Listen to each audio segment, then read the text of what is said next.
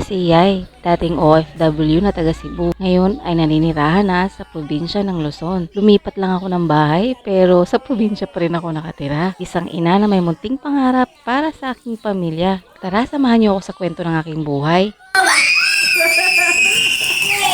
Open ako!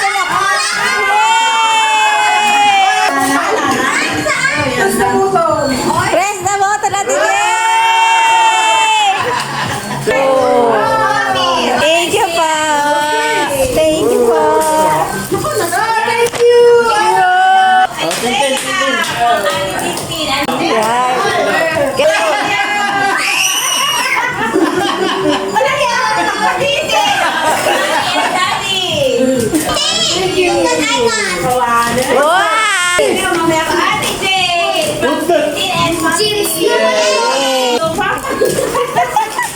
Hindi nila alam.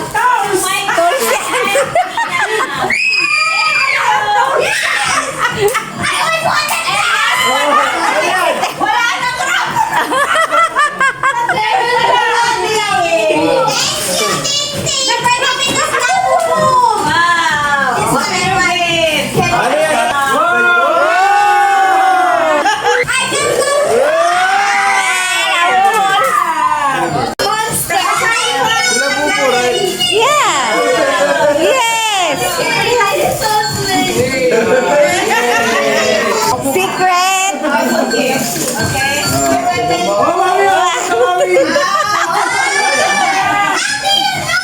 Picture nila, kuya.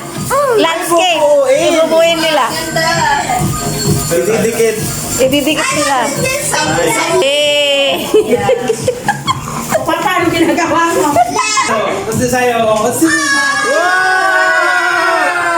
that? Lagay. Tools. I have also. Naka, wag ka.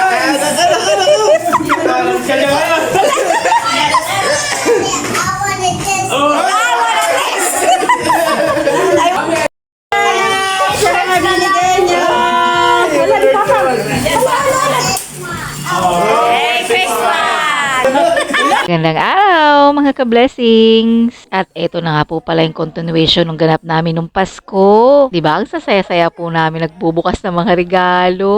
Siyempre, pagkatapos po ng gift giving, ito naman po tayo magpipicture taking. And after nga po ng picture taking ng pamilya, siyempre, lalantakan na po namin yung mga pagkain hinanda po natin. Isa rin po kasi ito sa masayang part ng Pasko. Yung sama-sama po kayong kumakain ng pamilya ninyo.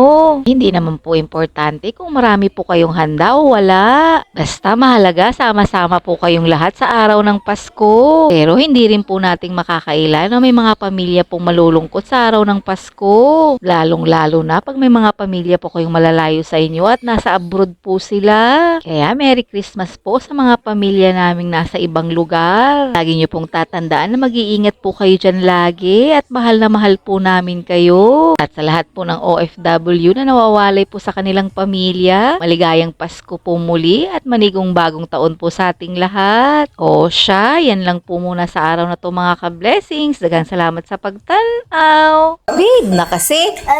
Kanina, ang pungit ka ngayon. Kulit ka naman. I wish my labubu turned into cola. By saying monsters. Thank you, Daddy, for watching. Yes. So,